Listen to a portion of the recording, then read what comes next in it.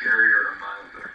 Well, I think this D-Day movie, what is it called? Saving Private Ryan? Yeah, those scenes there were as it really was there. And the movies that I've seen in the last couple of years are close to what we had. Same kind of conditions that way. Wow. So if you could do it all over again, would you? Oh yeah, because we felt the Nazis when we knew, that they were really the enemy. And they were good fighters, there's no question about it. So I would have gone again naturally. What was the food like over there? Well, you ate these misket meals there. I forget what they're called now, but the food was, canned, but it was eaten and so forth. So you had that, and then when you got settled, there'd be few kitchens there, and you had good meals. That was something the Army did very well, giving us good food and rations during the war. It's got to help your mindset, too, to have good food. Yeah. What kind of treatment did you get when you returned home after the war?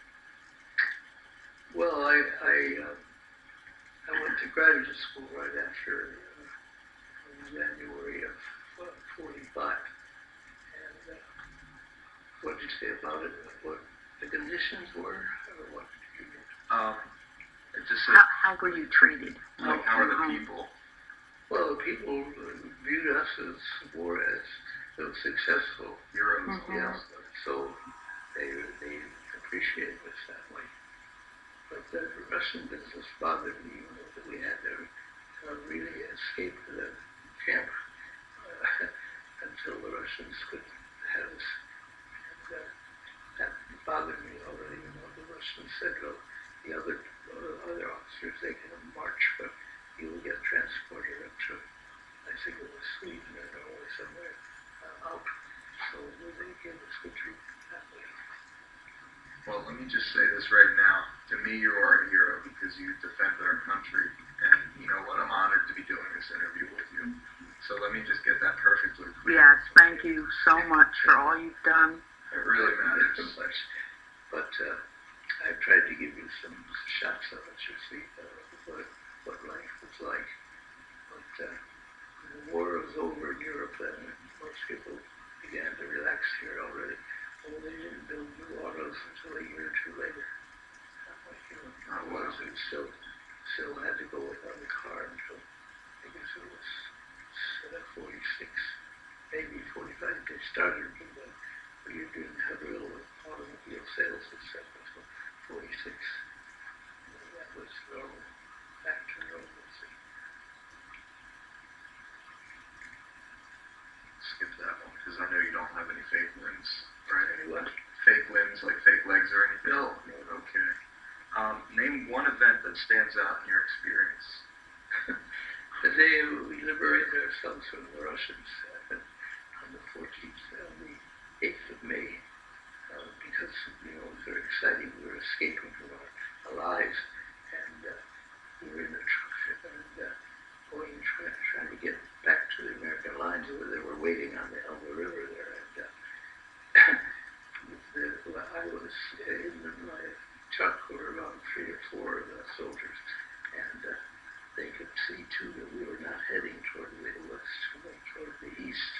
They had the signs up already, but you could see the Russians were not willing to give up or do anything special. They brought in extra food, but we were tired of eating this stuff, and so we didn't. We would much rather get home and get American food. Thank you. That's what's our feeling about it. Did you ever think of deserting? No.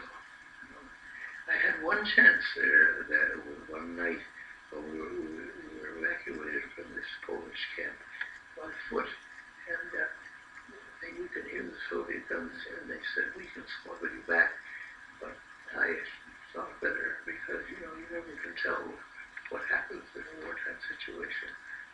But that day, where we keep going back and forth to get the permission to cross back into our territory, was most exciting one, I think, that way.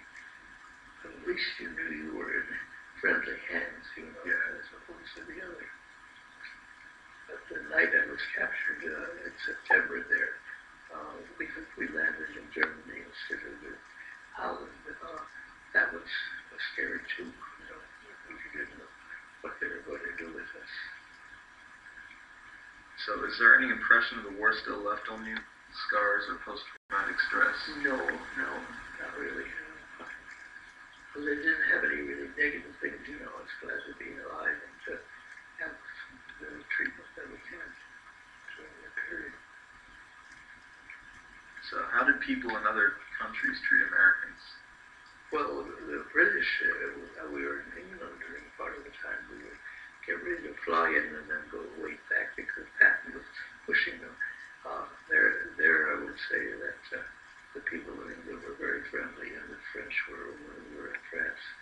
So that way, you felt you were really liberating people, and that they were appreciating what we did for them. So they were all friendly at that time. Did you ever feel like you wouldn't survive the war? No, once I got to the prison camp, because we were treated as officers, and that means we didn't have to work. And so then you felt, just afterwards, well, the war's over. Did you ever see or get to rescue people from concentration camps? No, they were way down in the south of Germany, and we were up north. So I didn't see it. But we heard all about it, and the newsreels had it. And so it was as soon as they discovered these camps, they gave them maximum publicity. And Eisenhower saw that the Germans in the town came up and saw all these starving people, and it was awful. I couldn't imagine coming up, not expecting it, and seeing thousands of people starving like that. That really must have taken a toll. So, did you almost ever die? And I think I asked you something similar to this already, but I have to. Just when we were captured there that night, when we lined up against the wall, then that came the closest I felt to danger. What would you like to say to future generations about war? Well, it's a horrible thing, but on the other hand, you have to be prepared.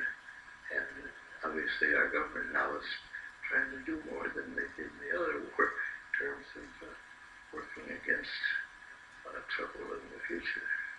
So that way, it would be good if we keep still having an army. You need that, with force, and you can't say you're going to pull out of like a war now. It's not realistic with the way the things are developing. All right. Well, that's the end of the questions, but